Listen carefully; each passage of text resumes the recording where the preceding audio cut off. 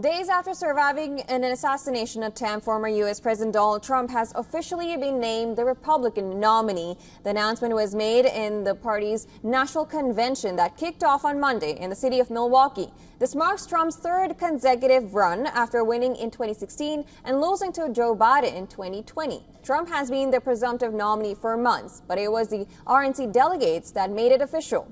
Inside the convention hall, delegates with Make America Great Again signs cheered wildly as state after state voted their support for Trump. Now, Trump hit the necessary threshold with votes from his home state of Florida. Trump chose J.D. Vance to be his vice presidential running mate. He first revealed the choice on his Truth social media website, saying J.D. Vance is the person best suited to assume the position of Vice President of the United States. Trump passed over other possible contenders such as U.S. Senator Marco Rubio and Tim Scott and North Dakota Governor Doug Burgum to choose Vance. The U.S. Senator from Ohio is a Trump critic turned staunch loyalist.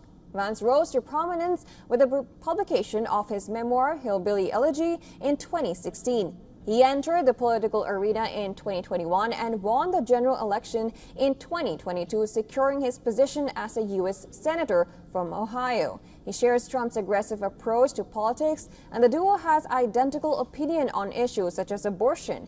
Biden has often called Vance a clone of Trump on the issues. After Trump's announcement, Biden went on to call Vance a big talker. The U.S. president said, and I'm quoting here, that he talks a big game about working for people, but now he and Trump want to raise taxes on middle-class families while pushing more tax cuts for the rich. Well, I don't intend to let them. Opinion polls show a close race between Trump and Biden, through Trump leads in several swing states that are likely to decide the election.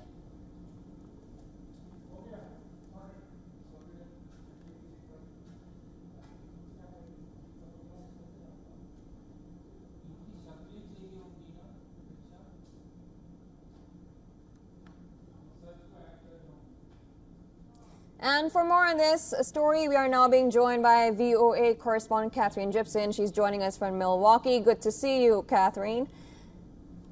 Good to see you. Thank you for having me. And so what can you tell us about the mood on the ground and the reception that former President Donald Trump is receiving there in Milwaukee? We also know that hundreds of demonstrators converged on downtown Milwaukee to protest against the Republican National Convention. What can you tell us? That's right. So considering the fact that President Donald Trump was almost assassinated only 2 days ago, it's actually pretty incredible the amount of excitement on the convention floor. The delegates who are saying that they are hopeful, they're looking forward to 4 more years from President Donald Trump, and that they want to hear him speak tonight.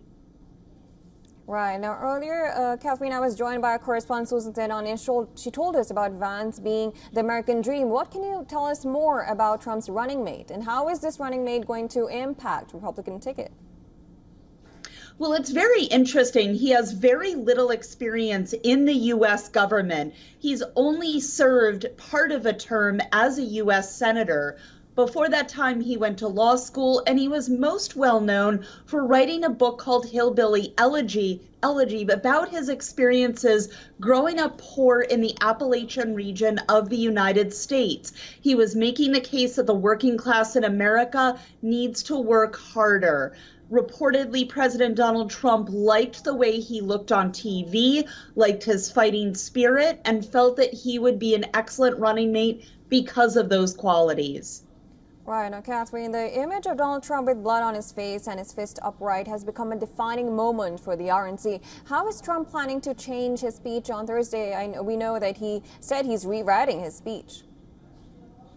That's right. There's been a lot of talk here in the United States in the 2 days since the assassination attempt about the need for unity and civility, for Americans to come together and engage in a peaceful political dialogue.